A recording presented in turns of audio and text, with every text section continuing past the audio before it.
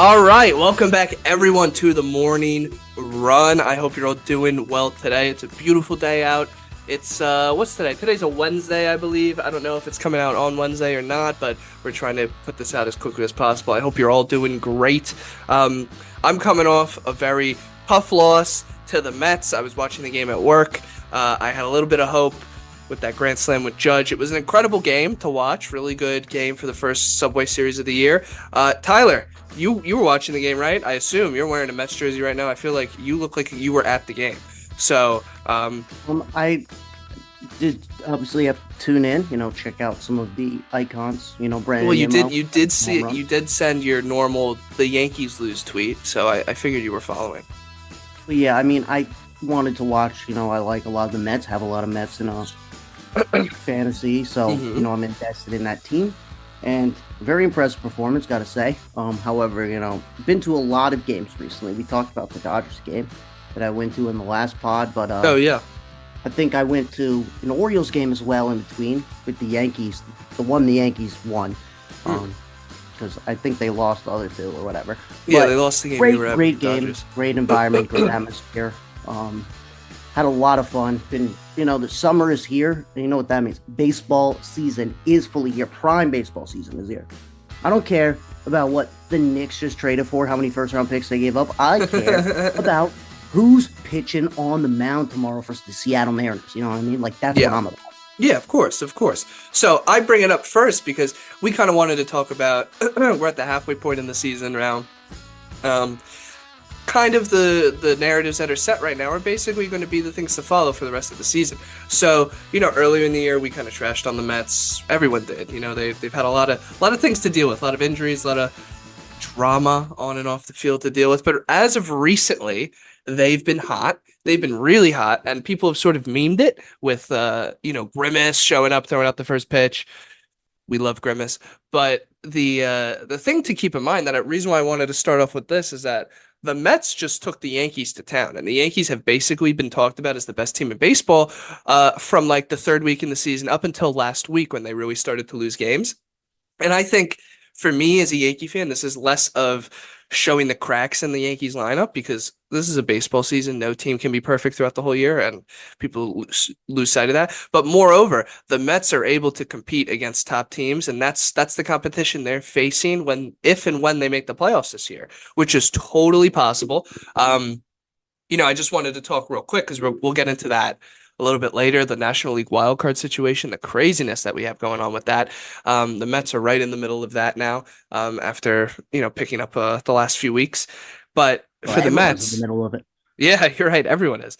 But for the Mets, Tyler, like, do you like last night we saw Mark Vientos go off. Do you think this is going to build for him? Do you think the pieces that were missing, Francisco Alvarez has been back, and there was a crazy statistic that like they were like 10 or 12 games under 500 when he was not playing, or even more than that because he was out for a while. And then when he was in the lineup, they were like well over 500. So like certain things are starting to turn. Are you confident with the Mets going forward? Because, Mets Well, fans aren't outwardly mhm. confident because that's how they here's are. here's what I think I'll say that I think is backed by some pretty obvious data or information, whatever you Okay. could say. Yeah. Um, when Francisco Alvarez and Brandon Nimmo are the hitters Hmm. that I think they really are, truly are, and are hitting well and playing to their fullest ability, this team can be a playoff team, can go places, can compete with all the other teams for those wild card spots. Can they go anywhere in the playoffs? Probably not. There's a lot of other really good teams, but the Mets, I think, have the offensive ability to get it done. You mentioned Mark Vientos breaking out. Obviously, just like he is a rookie. I don't think if you have Alonso, Lindor, Nimmo, Alvarez being really quality above average hitters, not a lot of teams can bring that level of guys. The Yeah. Vientos is a bonus. Um, so the Mets, yeah, the pitching obviously is not where it is, but Severino is having a pretty decent year. A Hmm. lot of their guys are just having decent years, a little above average years. And that's all you need kind of when you have an offense performing like this.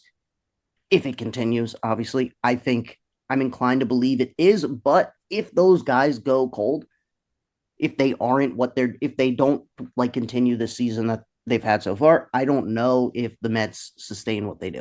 Yeah, I mean, for me, I need to see their bullpen get better. Even last night, the game was only as close as it was because the bullpen just completely imploded.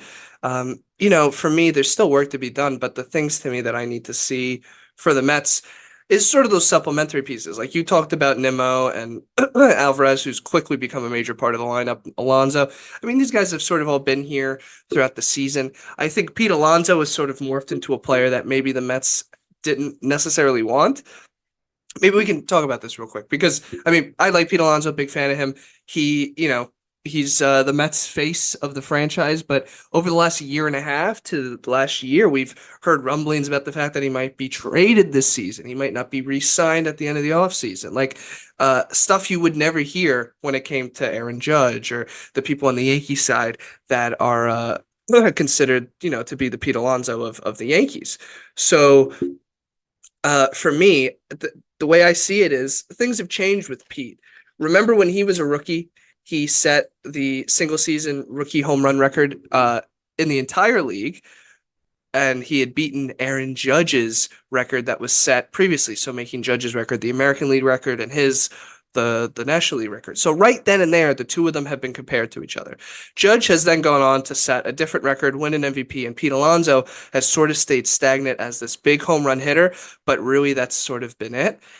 His game hasn't really evolved into anything else except for big home runs. And that's nice and dandy. That's fine. Like he's still a good player. We still love him, and he's still a beloved player in the league as a whole. But I think this one dimensionalness that you have from one of your superstars might be something that the Mets, may be dealing with. And the Yankees, we've seen time and time again over the last few seasons, have relied on Aaron Judge. And when he's at the top of his game, things go well. And when he's not in the lineup or not hitting, things completely fall apart. Maybe this year it's different with Soto, but that's how it's been with the Yankees.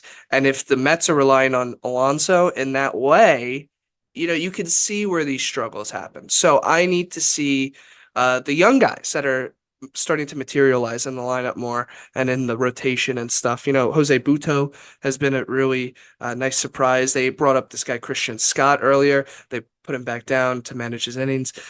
Different guys that they're bringing up have been promising. And it's just I You would had like to to get your see a lot of Christian this. Scott reference in there. I love So, Christian yeah. Scott. He's so good. He's so good. He's better than Andrew Painter and Jackson Jobe. Market right now. That was a wild statement to make, but I'm making that statement right here and now. You can pin that. In 5 years, when they're all multiple major leaguers, you could see Christian Scott will be better than both of them. Anyway, that's my take on the Mets. Like I would love to see Vientos build upon that. I'd love to see things just get deeper within the lineup and the pitching. And then I think the Mets will have a good chance. So we could probably move over to the broader discussion about the wild card because, we talked about the Mets. Let's see, when it comes to the entire landscape of things in the National League, it's a little like, congested. For the for the excuse me, for the American League, it's pretty straightforward. You've got like 4 or 5 teams that are ready to fight, and the You've rest of the got, hey, league, look, I mean, the Guardians are killing it. The West has like the three teams that you know about. The American League East, we know the yeah, two top dogs. It's defined as defined in the American League. exactly. But when it comes to the National League, even these teams that are under 500, like they're not far away from the people that are above 500, unless you're looking at the Atlanta Braves, really, because but even the Braves have fallen off recently. Well, not necessarily recently, but they've dealt with their own struggles. They are 7-3 in their last 10, so not really struggling, but they've fallen off over the last couple of weeks compared to the competition they need to sustain to catch the Phillies, right? But right now, what we've got is in the National League wildcard, the three leaders are the Braves, the Cardinals, and the Padres. Then after that, you've got the Diamondbacks, the Mets, the Pittsburgh Pirates, the Nationals, the Giants, and the Reds, and the Cubs with the same record as the Reds, but I think we're both not really confident in the Cubs this year. And then listed after that are the Marlins and the Rockies, but we both know the Marlins and the Rockies aren't There's touching 13 or things. 15 teams that are legitimately in playoff contention. Yeah, Um, no offense to Miami or Colorado. Honestly, if anything, actually, I take that back. Big offense. It's really embarrassing in a year where there's 13 to 15 teams.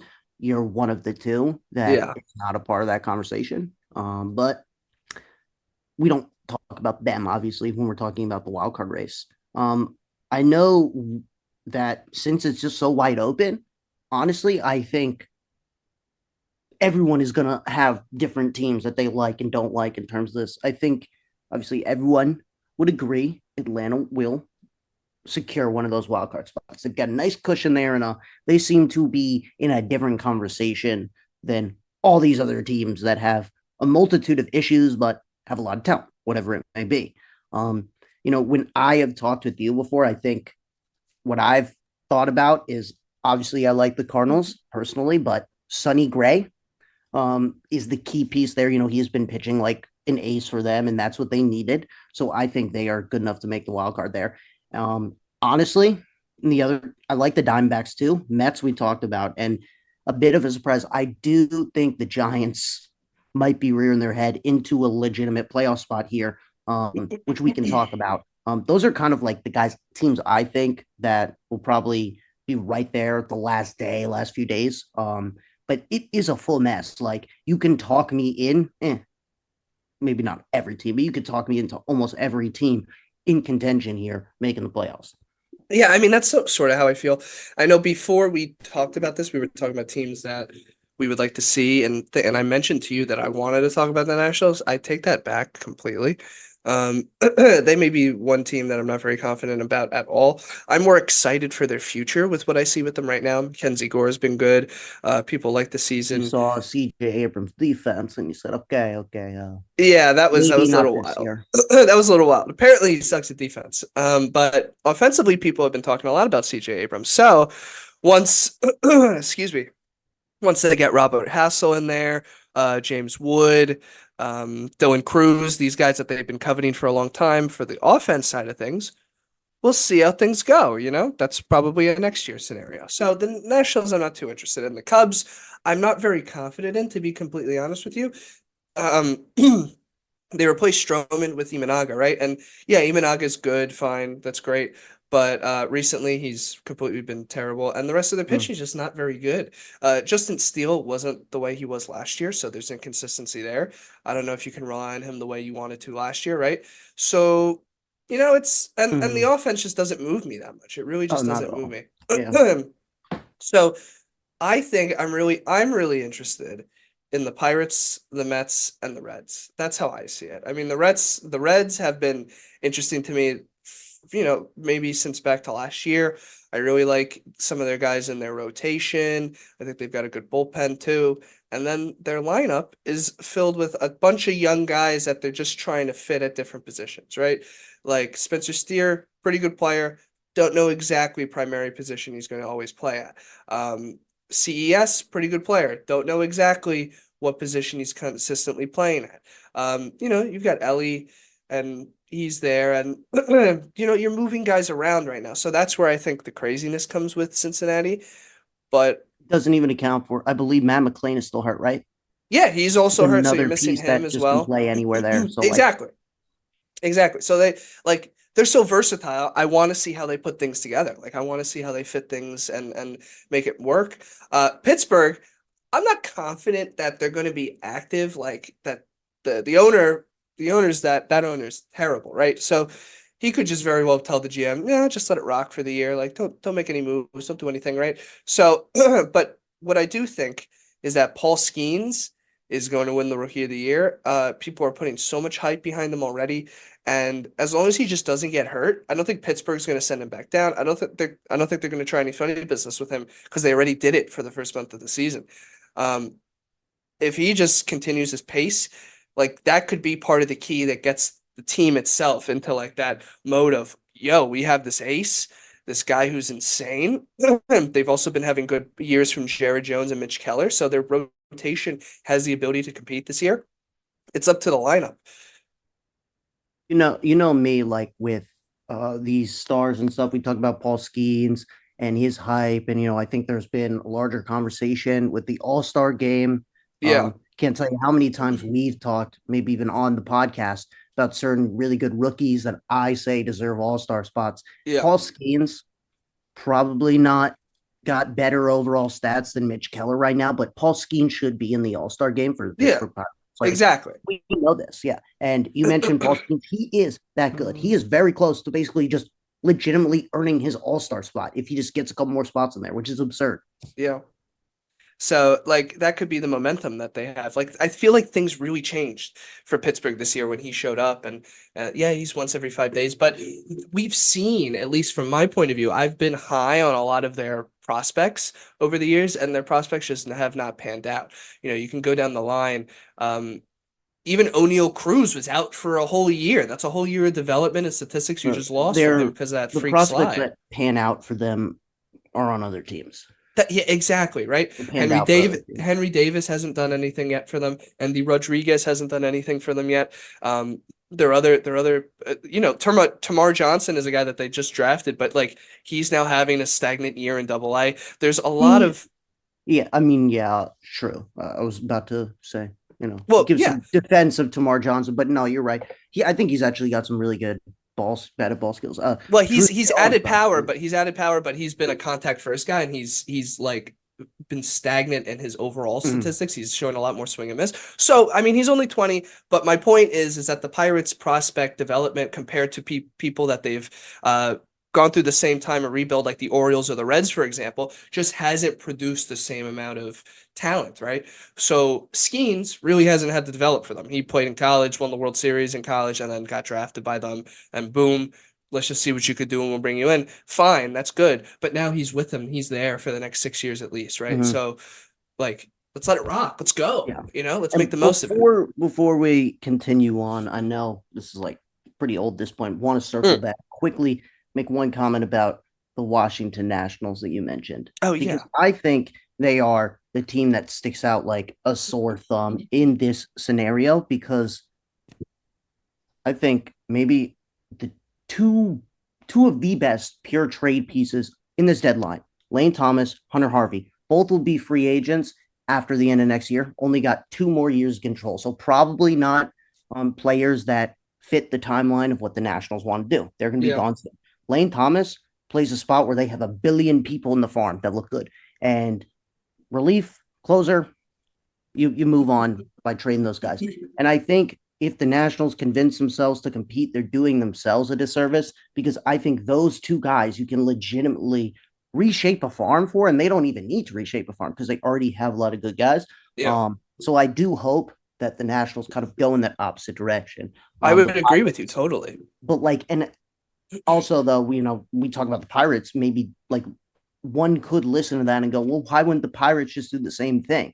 Well, one, I don't think the Pirates have the guys like Lane Thomas or Hunter No. Harvey. No, What I definitely do not. think the Pirates have is a bunch of players that aren't worth much, but work together to make a pretty solid team in a league where you don't need much to make the playoffs. Like we're 2 games above the Cardinals, and we've been in a playoff spot for like 3 weeks Yeah. or 2 weeks or something. So it's like you don't need a lot here. You don't need to be a perfect team. You don't even need to be a great team. You just need to be good. You need to get the job done when it counts. And the Pirates just seem a lot more like they fit that bill, look like a lot more ready to compete now. Nationals, James Wood looks like he could be in the MLB since April, I and they have know. no intention to bring him up. Paul Skeens, I think, you mentioned these things of like, oh, they played the game with him. I don't necessarily think they thought that. I think they just actually wanted to see him pitch in the minors before. They almost brought him up as early as they could in their timeline. Like, and that is credit to Pittsburgh for being aggressive, bringing these guys up. He was drafted less than a year after he started playing. And I think that shows a front office that just can do a little more to compete and really shouldn't be selling. So with you there, don't know where the Pirates end at the end of the season if they're in the playoffs, but definitely think that they need to consider themselves a team that's competing. Now, what were you saying about the Giants? Because to be honest with you, like I don't know. I'm not moved by the Giants year to year. They really don't. They've lost Jung Ho Lee for a while, right? That's their most exciting piece. I'm a little perplexed, if you will. No problem, Victor. I got you here. Just want to pull up statistics to Yeah, of back up what I'm course. going to say. Of But I think course. they're a sneaky underrated team Okay. in terms of the depth they have. They kind of are built a lot more like that team that had a lot of success in the regular season a couple years ago, the won 107 games or whatever. Obviously not at that level, but I'm interested by a lot of these players. I think no doubt, we've had a lot of conversations about how pretty good they are at developing pitchers and Logan Webb being that frontline guy, but their rotation's been quality. I think maybe their bullpen's been elite. Like you can make the case that, not to toot my own guy's horn too much, but Ryan Walker could be a legitimate all-star this year. Hmm.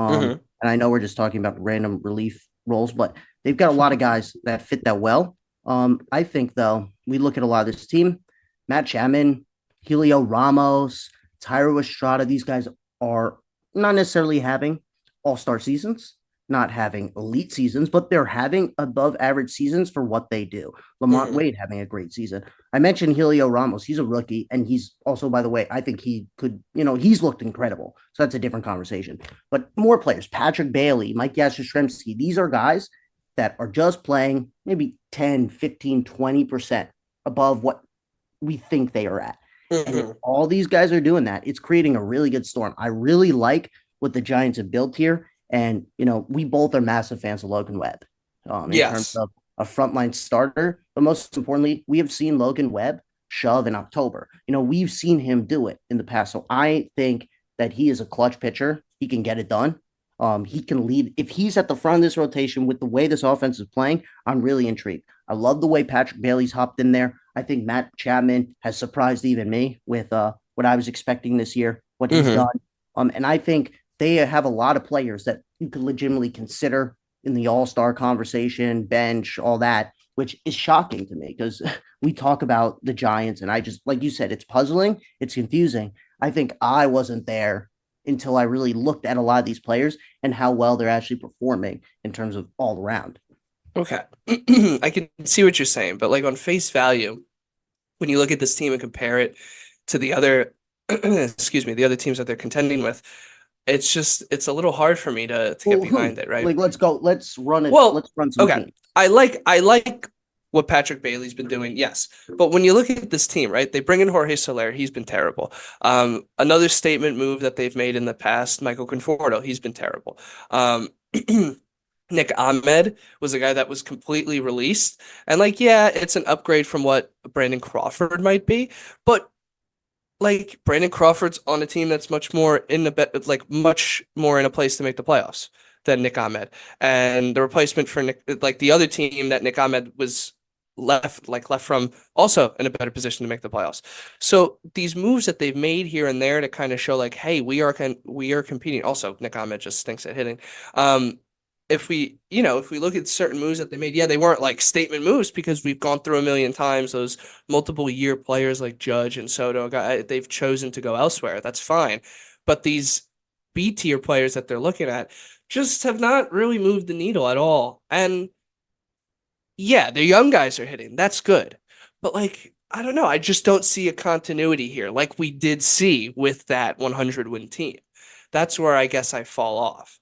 I like Logan Webb and Jordan Hicks, but everything else, it's a lot of reliance on the bullpen. So I guess when I look at the other teams just on face value, like the Mets, I automatically just think they have much more talent compared to the Giants, the Pirates, the Reds. You know, those are all teams that I would rather I'm with you excuse me. on the Mets. Maybe the Reds.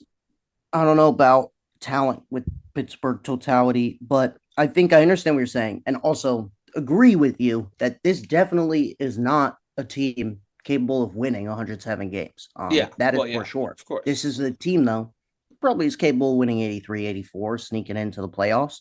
Um, Obviously, we've talked about all these players already. I think, you're kind of picking out some of the players that are just not doing well. And every team has those, like a Jorge Soler, Conforto. The True. fact that they're free agent ads probably makes it look worse than it is, in my opinion. That's what But I'm saying. I still think the offense is better than even like the perception. And I think kind of like we can see that a little bit. However, though, I really believe in all forms of pitching that this team has. I think Kyle Harrison has looked really impressive Mhm. to start his career. Um, Not saying he's going to be anything right now that just like carries a team, but he could be a frontline guy. No, he's From what been I've he's seen, been he's been love positive. yeah, and I love a lot of that rotation or a lot of that bullpen. Yeah, So I think this team could do enough. And this is also, and you're mentioning like Conforto, Soler. We don't necessarily. I don't think anyone is expecting those guys to be like incredible, but like Blake Snell has been pretty bad this year, and I think a lot of people do expect Blake Snell to be good. So this is true. maybe not me or you personally. I don't want to speak for you, but like I'm not high on Snell, but like that's a thing that could also not even be anticipated in this. They could get even better if he's performing at the levels that they That's want. definitely true. Yeah, I'm looking at the active roster. He's hurt right now, so he's not shown. I guess the reason why I bring them up is not, yeah, like if we're talking just you and me, there's a reason why our teams that we're fans of did not sign those players, right? Those players are probably not headed on an upwards trajectory anymore. Conforto, Soler, those kind of guys, they're hit and miss. You might get a good year out of them. You probably won't, though. Like that's kind of how their careers are at this point. That being said, if you are the front office signing the player, I think you're hoping for that one-off year, maybe be able to trade him, or you're hoping to build off something. So the fact that it hasn't worked out that way, I think, is definitely shown to me to be a glaring weakness. That's all I mean.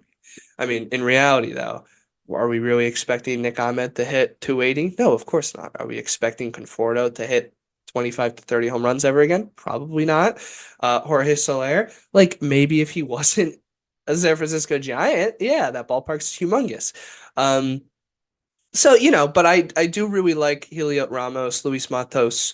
You know what? Like I really like the career Tyro Estrada's put in San Francisco. To me, I mean this year he's done terribly in terms of all around hitting, but he's had timely hits. I can't tell you how many what's it called, highlights I've turned on this year to see the Giants take the lead or tie the game, and it's like Tyro Estrada, you know. So he I've really liked the career Tyro Estrada's had since leaving the Yankees, because when he was with the Yankees, this was like a guy that everyone wanted to find a place to play. We knew he was talented, we liked him and everything, and he was just not able to find consistent playing time. And in 2020, of all things, he hit like 167 with the Yankees, 3 RBI, like 26 games, 3 RBIs. Like, I would think my career is over, right? So then he gets traded to the Giants, and in 52 games, he puts things back together. Then that builds off to 140 games, 120 games. Now he's 75 games. Like he's a major part of their overall plan now. So I just, like that's positive to me. So there are bright spots, but ultimately, I think when I look at this team, I feel the same way I feel about the Nationals. Like let me wait for your other young guys to come up soon. And some of those guys are further along now for the Giants. Like you mentioned, Kyle Harrison, great player. I think he's actually going to be pretty decent for the Giants. The last thing I wanted to say about this whole thing, though, um, between the Diamondbacks, the Padres, and the Giants, right? Of those three teams, which one do you think is the most likely to be in the wild card at the end of the day? So Because the I three only NOS teams, like yeah, in of that those wild three card race. NLS teams, because I only think one of those teams will end up being in Oh it. yeah. Well, don't want to be. I don't want to be safe, but I'm gonna be safe. I'm gonna choose the team that just made the World Series last Okay. year, because they have done that. Hmm. Um, and I still think like, hey, maybe I think a lot of their struggles comparatively for what I think expectations were probably go to really disappointing starts for like a Corbin Carroll. But they have a lot of talent still in that roster that still needs to be figured out, whether it's Monte, Eduardo, Rodriguez, Hmm. right? They signed him. Like Yep. there's a lot of players that could be just like really good pieces for a contending team in the playoffs, but we have to see how it goes for And the not to second half of mention, that I'm season. being a little facetious right now, but not to mention, once you make the playoffs, Brandon Pfaadt becomes good again, you know? Um, so like Well, that's also something they've been look, I missing, don't right? I think you're being mean to a lot of these people. No, no, Brandon what Pfaadt let me is having rephrase. a very decent year. Okay, yes. However, I think after seeing him in the playoffs and considering his previous track record, he was a very highly touted pitching prospect once upon a time. Um, Putting that all together, I think people had very high expectations for him, and he's kind of turned back into like just kind of like what he was last year. Just let's see what we can get. If you're looking to be in the same place that you were last year, which was the World Series, I don't know if that's acceptable. Not trying to hate on Brandon Pfaadt. Yeah, maybe I sound a little too mean, but I think it's more on the fact that yeah, these pitchers are hurt that we and isn't Zach Gallen hurt? Or am I just crazy? Yeah, I believe he is on the Yeah, so like injury. that's your best pitcher, and you're still like in the thick of the wild card hunt and everything. So, it's a very interesting situation with the Diamondbacks. I feel like the Padres just year to year, no matter what it is, I just have this feeling that at some point they're just gonna let things fall apart. I don't know. I've just never seen the Padres as like a scary team, even though like they've got these And they good players. stink. They've just always, I don't know. I'll never get over how like up until recently their most famous player of the turn of the century was Chase Headley, like before that it was Tony Gwynn. And obviously much different type of player. Famous. Yeah. Maybe Like you there was mean who else could you best, think of? highest war. No, I'm saying who can you Jake think of? Peavy. Not at the time he was on the Padres. And Yes, then I'm like pretty sure he was like second in Cy Young at yeah, home. okay, he had a better season, yes, but I don't think Who people knows weren't Chase talking about Headley, Jake bro? Peavy. Like, come As on. opposed to Chase Headley, Chase Headley led the league in doubles, finished like fourth or fifth in MVP in that year. People bro. We're people thought he was going to be like the talking about a Cy cornerstone of the Young winner, Padres. bro. A Cy Young winner that no one knows exists anymore. No Like, one knows Chase Headley exists, that's bro. my He point. won the That's Cy my Young point. with the Padres. Yeah, okay, but then like didn't spend any time with the Padres after that. Chase Headley was a Padre for a very good amount of time. He was a I Yankee, remember, yeah, but I remember Chase Headley being a Padre for like but six, 7 years. I don't Jake want. Peavy I'm was not on the trying to Padres start for a like no. debate over I'm just Chase saying being the Jake Peavy was biggest on the seller in Padres the for league. like 3 years. One of them won a Cy Young. Yes, totally. I'm not trying to say Chase Headley was amazing. My point is actually the point that Chase Headley is pretty mediocre, and he was going to be considered like a lifelong Padre up until the random moment he was traded to the Yankees. Like that's all my point is. They've just been like like just a whole bunch of like that's my point. And even with the signings of Machado and getting Tatis on your team and all these other guys that they've brought into the fold, like it's just still kind of like you're the San Diego I don't know. Maybe it's the colors. Like it's just kind of like I can totally see them in a month's time being 10 games under 500. That's just literally what I could see. Oh, maybe Jake Peavy did spend a Honestly, lot of time with the look, Padres. yeah, I'm totally with you though. Not with Chase Headley, but with the Padres I mean, the falling point apart remains the same with Jake Peavy. It's the same for thing. sure. Like The it's the point, same the point. Padres this season will probably collapse like they do most. I think Yes. I don't think you mentioned this, but I think probably the thing that will start this to me, Tatis is on the injured list right now. Hmm. That's gonna hurt them. But hey, if Jerkson Profar plays like Juan Soto, like he has been for the rest of the year, if they can just have if Juan Soto at home is actually Juan Soto at home, Yeah. they might continue this. But look, I think even if Juan Soto reincarnated through Profar continues, Tatis being hurt is going to hurt them. We'll see how long that is, whatever. But I think in a race like this that's so tight, um, even if you are falling apart, you're probably still going to be in the race. So, who knows? The Padres could fall into this spot, not really do anything to earn it. That's true. That's true too. I think the nail on the head here, though, for their season is that yeah, they're relying on a guy who a few seasons ago was a utility player, and who could be their best player is out right now for some time, and their second best player has been having a very inconsistent year in Manny Machado. So things have not been too perfect for them, the Padres. So I could totally see the Mets, the Pirates, Diamondbacks, any of these teams just sneaking in there and stealing that spot. I like the Braves. I think they're going to be fine. The Cardinals have really, like I told you at the beginning of the season, they're not that bad. Like, I know you being a fan of the Terrible. team. No, like they're really not that bad. When you get down to it, their rotation needs work. That's fine, but it's been doing the job so far. Uh, Unfortunate. The Wilson Contreras thing was very unfortunate. That hurts. Nolan Arenado, I don't know what's going on with him, but hopefully, you know, he'll be decent or better. as he's been better recently. I can't believe he only has 6 home runs. That's insane. Uh, He's currently playing through another injury right now. sorry. Yeah, that's what it looks like. But No, Goldschmidt, he literally, it's not, no, I mean like the hitch that hit him in the elbow. yeah. He's been dealing with some Uh, nerve issue for like the past 4 days or something. And, only if only there letting was him a do guy in the whatever. minor leagues that had third base experience that you could just call up. Oh, no, No, you don't have no, anyone like that. no, Certain 6 foot hell no. five I have black no idea who you're gentleman talking about. that hits bombs. No, No, no, I no. don't know. I thought that was Jordan Walker. I don't know.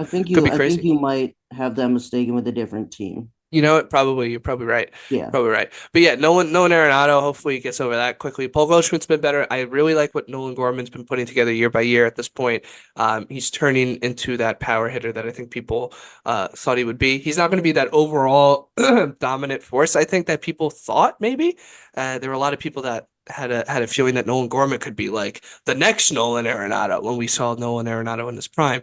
Don't think it's going to be quite like that. I think it's going to be more like a Pete Alonso type player, sell out for power, and that's fine. That's his MO. He's looked good doing it. What has been your opinion on Mason Wynn so far this year?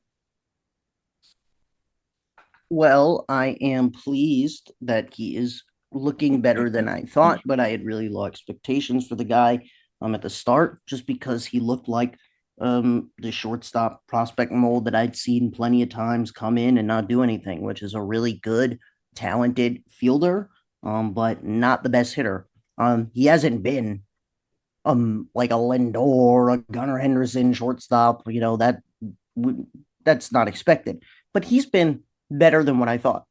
He's been pretty much above average, and you can make a conversation about fringe all star combo. Not that serious, but you could. Um, if if the National League ends up giving too many pitching spots out as automatic reserve spots, and Sonny Gray can't fit on the roster, we might see Mason win by default. But anyway, I do like what he's doing. We still have to see. I'm very impressed so far, and I do think his defense is honestly looking great, which is really cool. With the fact that his offense isn't terrible, if this is what it is, if he's Raphael for call, I'm hype. Like that's good. I'm cool with that. So I didn't know Lars Nootbaar was hurt. he's he is literally always hurt. Not even joking. Like he might always be hurt. Even Free even when he's Jordan playing, I Walker. think he's on the injured list. Free Jordan Walker. I don't get it. That you're putting Michael Ciani out there as opposed to Jordan Walker. That's crazy. But You don't understand. He needs at bats. of course he needs Yeah, at he bats. needs He those needs at minor bats league. He needs versus minor league David at bats. Fletcher. Sure, you're right. You're right. David Fletcher exposed him.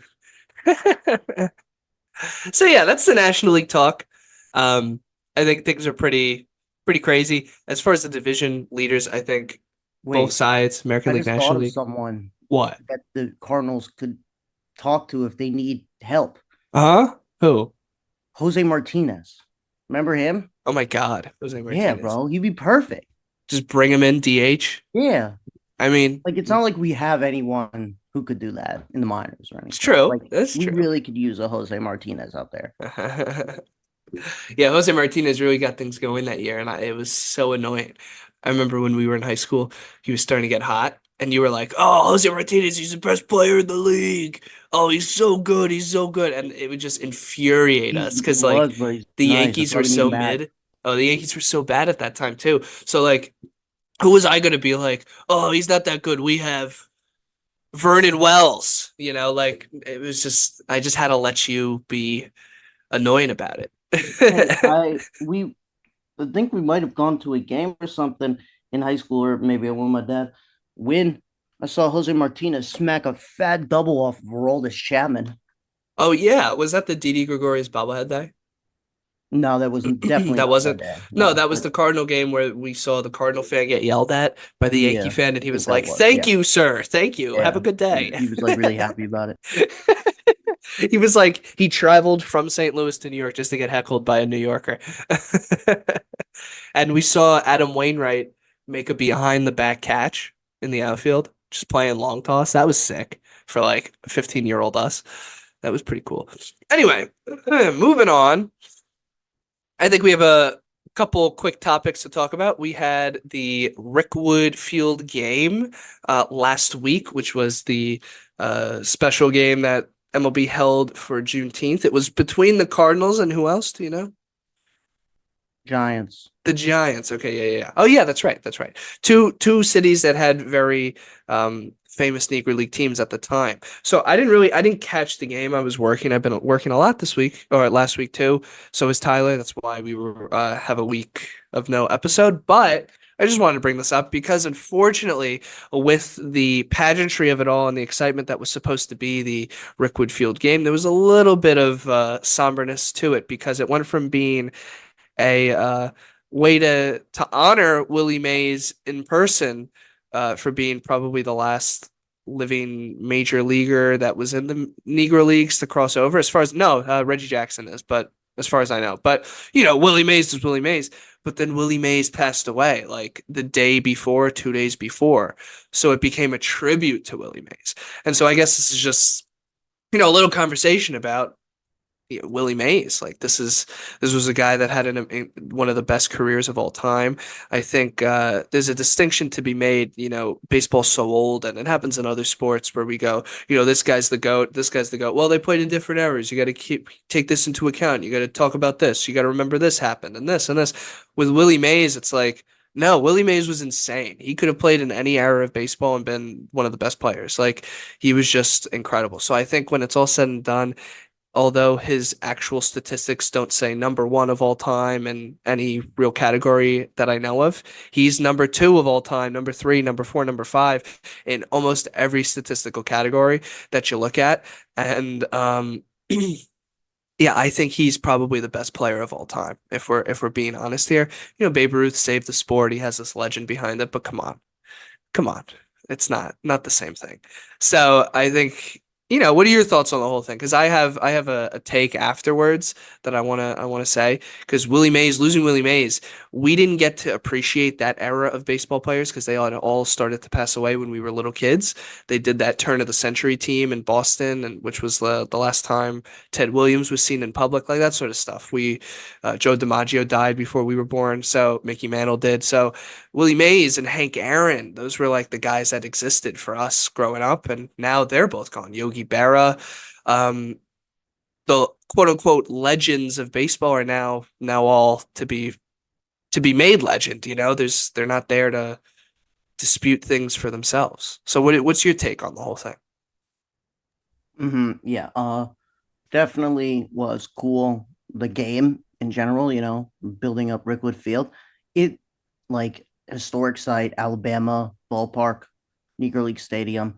And here is what I will say that was a little unfortunate. Obviously, this terrible situation, but I think obviously because you have to address Willie Mays, such a influential, important African American baseball player, especially in the league, you have to recognize him passing away in general, but especially in this moment when you're celebrating and representing the progress of African American athletes in baseball. You have to do something for Willie Mays. However, that does take away, I think, what they did this for, which is a celebration of the fact that the Negro Leagues are considered, Yes, exactly. canon, for a lack of better word, No, you're right. You're right yeah, because they and brought out all the old yeah, players that had never played in the and major I do leagues. think that got kind of overshadowed a bit because of the Willie Mays thing. I Definitely. definitely think that they really wanted to just make that the centerpiece of it. And the good thing though is this really did look enjoyable, like the way it was set up, the fact that they're recreating these fields. Why not throw it up again? Do something again, continued. I don't know if there's any reconstruction of any of the fields that like Josh Gibson played. I don't know if Forbes Field exists as a I think it thing, does. I think it still like as a does. recreation. But Was that in like Kansas City? I don't know where that is, but I Well, do because know the that the Negro League Museum is in Kansas City, and let me pull up. it is like what's it called? Um It's Pittsburgh, Pittsburgh. oh, they Yeah, played in because that's Pittsburgh. where Josh Gibson's team was that he played Oh, for at the interesting. I start did of his not know. career. I So did not like know that. you could, if Forbes Field, maybe recreate Forbes Field and celebrate it with the fact, a lot of the main guy, like their biggest star is now entrenched in the record books of the MLB and use that as like the celebration. But you can keep doing this, I don't think it needs to stop. It needs to be one thing. I think this was cool, and I'm all for more games like this. I love whether it be the Little League World Series games, the Field of Dream games, whatever unique thing it is, I'm all for more of them, more of them, more of them. I like them all, so that I enjoy, and I hope to see more of these type of games in the future with specifically like Negro League stadiums, rebuilt stadiums, recreations. I love that type of thing. So Yeah. Yeah, like I mean, this is a new holiday and we're a baseball podcast. So we're not here to talk about the politics of it all. But if it's a national holiday the way it is now, this is a perfect opportunity to turn it into something cool on the baseball side of things. Baseball is a unique thing where we're the only sport for the majority of the time period in America, right? There's like 5 months at least where there's no other sport, major sport happening really. I mean, they have soccer, but let's be real here. But my point is that to do these pageantry types of games is a great way to bring people in and hit on things about baseball history that normally people maybe wouldn't go searching for. I learned a lot about the Negro Leagues going to Cooperstown. And Cooperstown, unfortunately, is a small little remote town in upstate New York. So people who live in the majority of America probably don't even get to see Cooperstown, New York, despite being big baseball fans, because you kind of just have to go there if you're trying to see the Hall of Fame. It's there's no stops along the way. Maybe go to Niagara Falls. I don't know, like what I'm saying. So to the opportunity to learn about a part of baseball history that's pretty incredible to think about.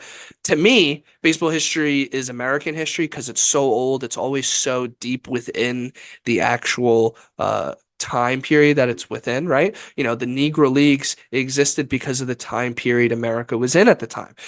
Jackie Robinson is so influential because of the time period of America he existed in, right? You go down the free agency players, those guys that paved the way for free agency in all sports, influential because of the time it was then, right?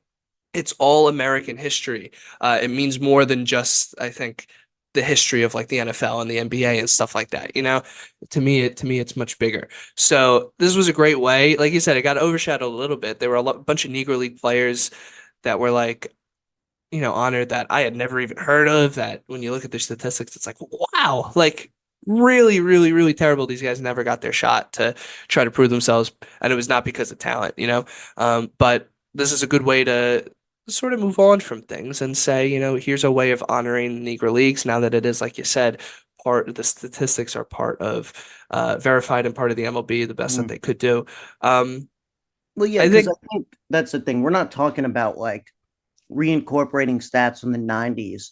Like we're talking about times when most of the people watching baseball were not alive yeah, to yeah, refer to these things. And I think that, it's one thing, I can go online and I can Google MLB OPS all time leaderboard. And then maybe there will be 3 to 4 Negro Leaguers that weren't there a couple months ago. And it's one thing, like you said, go to Cooperstown, read plaques, go to the internet, see what they have. But to be able to be told the story of these players is important. And that is how you create interest from this. People learn about Josh Gibson from hearing stories told on broadcast at Rickwood Field or whatever, whatever it yeah. may be. That is the way to do it, in my opinion. Obviously, none of us are aware of what the Negro Leagues really were in terms of it's for us, it's 50 years before we were alive.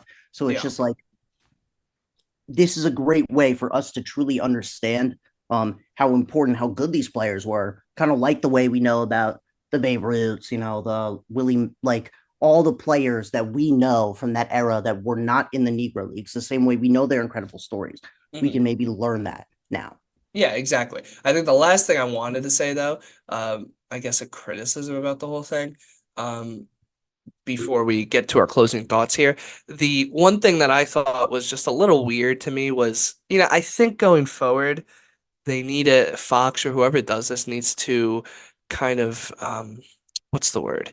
They need to get another more serious person in those talk areas. They've got Kevin Burkhardt and he's an announcer and stuff. But I think having too many former players in a booth sometimes exposes like a little bit of unprofessionalism.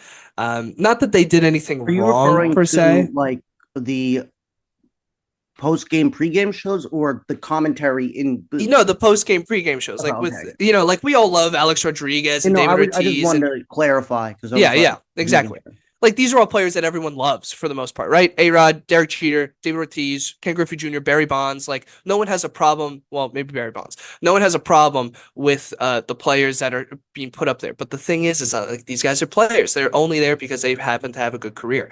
They're not putting Adam Dunn up there, right? So Kevin Burkhardt's the only guy who's trained in media, and he kind of wasn't even leading the discussion. And I think what my point is that you had some kind of weird questions and commentary things going on. You had A-Rod asking Reggie Jackson if he was happy to be back at Rickwood Field because of the pageantry of it all, and I know it was meant to be nice and it wasn't. A Rod, I will say, A Rod is probably very media trained. I think Bro thought about that question. Yeah, but Like like you said, it's a deep ass question. It is like, wait, A Rod just asked that? Like, Yeah, what? but like Like, it doesn't connect. I don't think it was an appropriate question.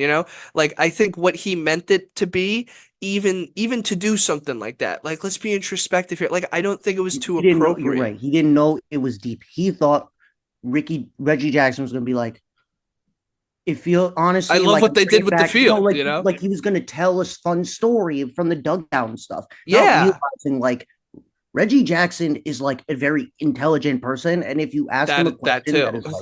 is like layered, he's going to give you like a very introspective, nuanced response. And just Yeah. Aaron was very caught. I don't think Aaron knew it was coming there. Oh, I think no you're one right. was prepared for. I wasn't even prepared for that. When I watched the video, I was not prepared for Reggie Jackson to drop the hard R twice. But he was making a point. He was being very serious. It was almost like you could see him like have a flashback almost. And that was like for all intents and purposes, we weren't trying to, they weren't, that wasn't the point. And then the other thing was Derek Jeter. I'm sorry. I love the guy. He's like my childhood idol, but like are we really we're asking Barry Bonds what would happen against Satchel Paige? First, what do you think Barry Bonds is going to say? First of all, there's this statistic. I was listening to a different podcast. The Baseball is Dead. Jared Carabas and Dallas Braden, and one of their guys that does the statistics. He said if you took Barry Bonds' OPS against Randy Johnson, one of the best pitchers of that generation that he faced, it's better than Aaron Judge's career OPS. So Barry Bonds was hitting everything in sight, regardless of, we're not getting into the steroid debate, but the thing is like to even think Barry Bonds is going to be like, Satchel might have taken me to Tad and this that. Like that was just not good content. It was just not but two different spectrum of things of like inappropriateness. One was actually something I think they should not have done. And the other thing was, okay, yeah, it was a media mistake that someone who trained like Kevin Well, Burkhardt or Kevin we Rosenthal, can. those guys wouldn't I have don't made. necessarily think like the Reggie Jackson thing was like something that shouldn't have ever like made its way on his broadcast. I think It it should have should been not more have been planned than asked that. by A-Rod, should not have been like the context of it made no sense. But like Well, I that's think what I that's mean. a Like if you're fascinating gonna conversation for a Negro League game where it's celebratory, but also like bringing this interesting perspective. Like how should we feel about this? Like, how do we fully feel about Well, this? Like, that's the what does thing. it That's what I'm mean? trying to say. Like it was in that moment, they're trying to be lighthearted. Like that type of pregame discussion is meant to be lighthearted, get people excited for the game in any context, in any kind, especially for that because this is a an event. They were, I wasn't watching the pregame full, live, but I imagine once that segment ended, they would go, and now let's look to the field because we're going to get started on the ceremony, and then that's when they brought the players out on the field and all this stuff. So it'd be a lighthearted discussion cue to a pan away, and all those Negro Leaguers would have been honored.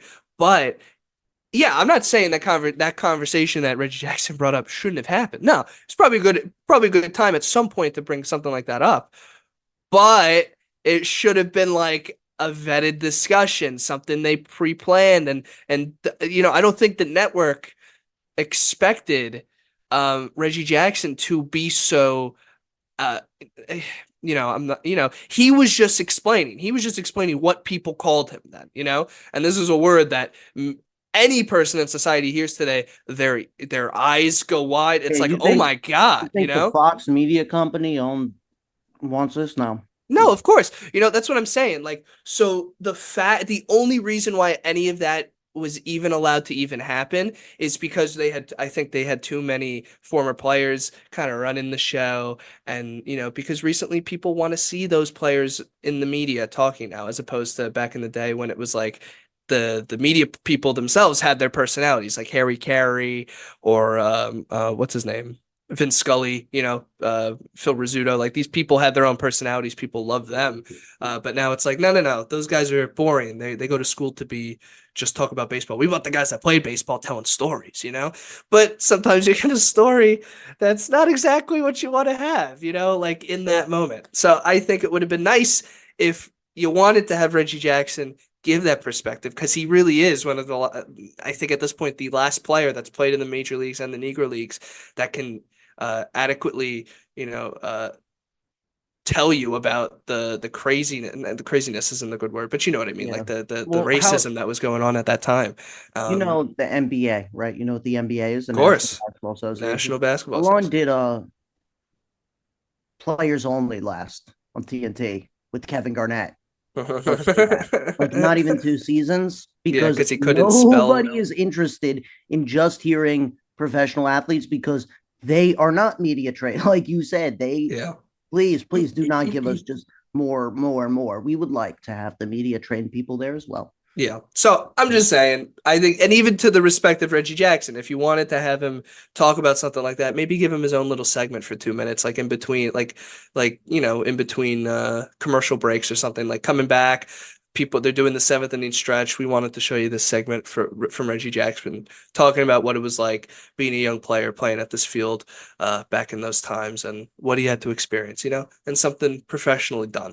That's all I'm saying. I think in that aspect, it could have been better. But they had a lot of things that they were working with, considering what was going on with Willie Mays and everything else. So that was just sort of the thing.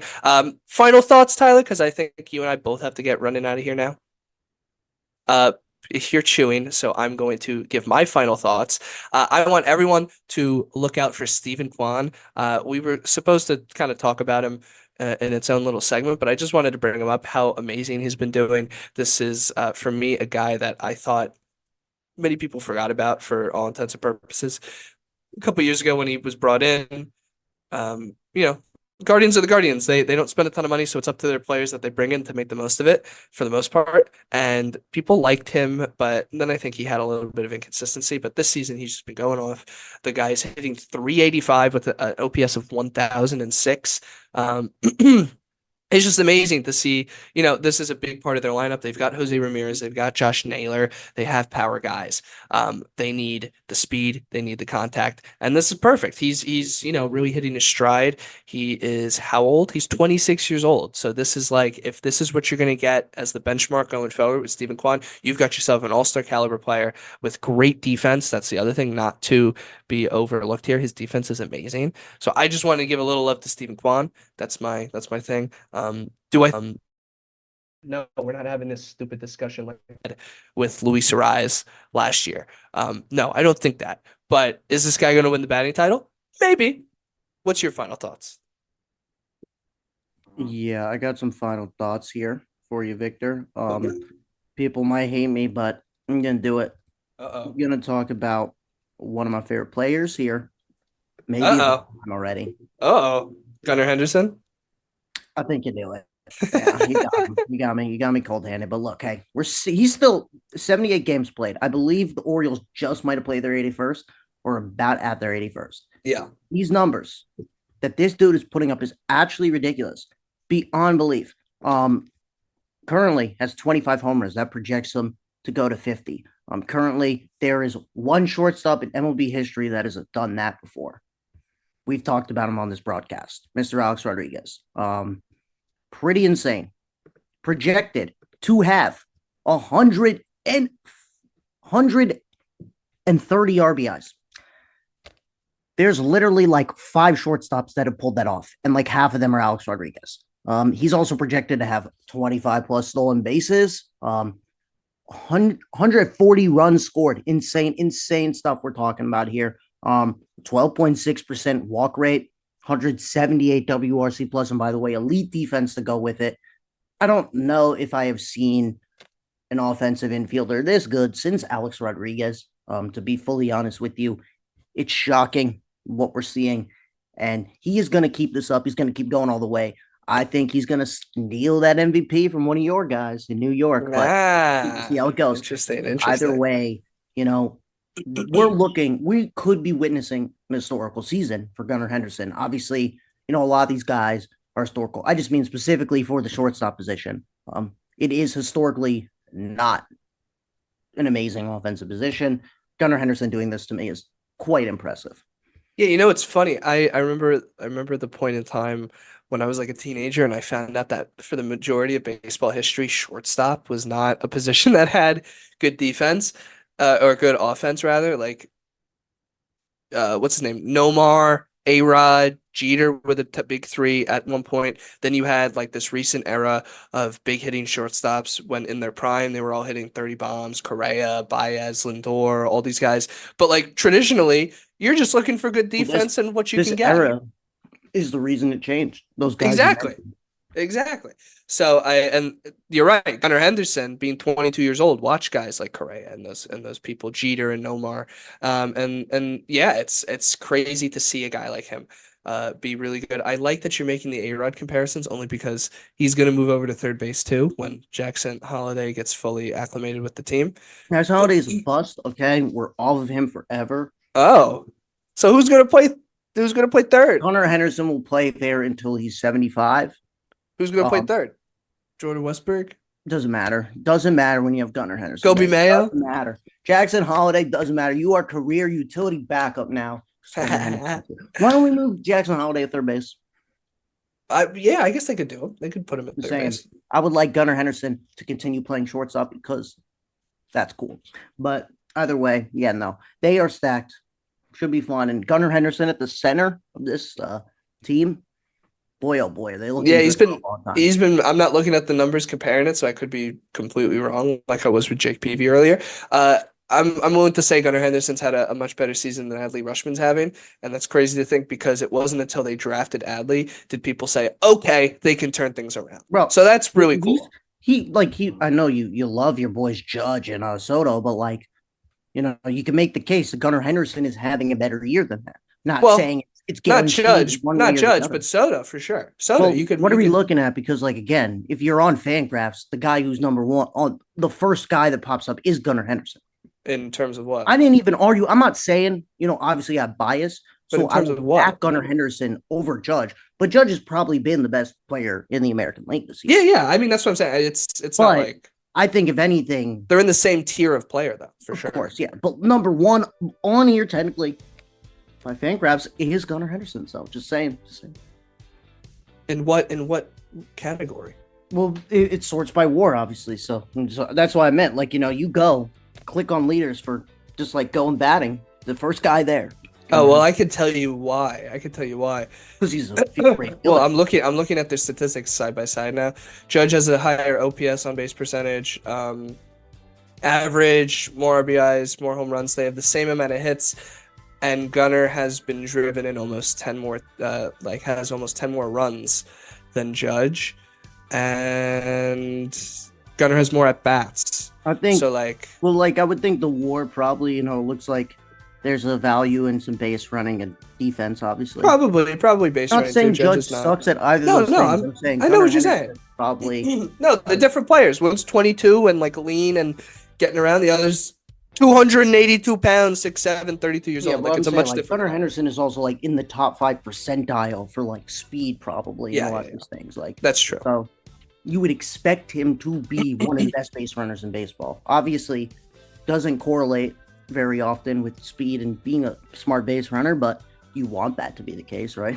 Yeah, definitely. Well, I hope everyone liked that Gunnar talk to end the episode. Things are going to get exciting going into the week. We got the Subway Series finishing up tonight, I guess. I guess they're doing 2 games and then 2 games later in the year. And then, All-Star break. All-Star break's going to be here before you know it. So thank you all for listening. Please like, comment, subscribe. And, we will see you guys next week. We have more time now. We were really busy last week. So, Tyler, I'll see you next week.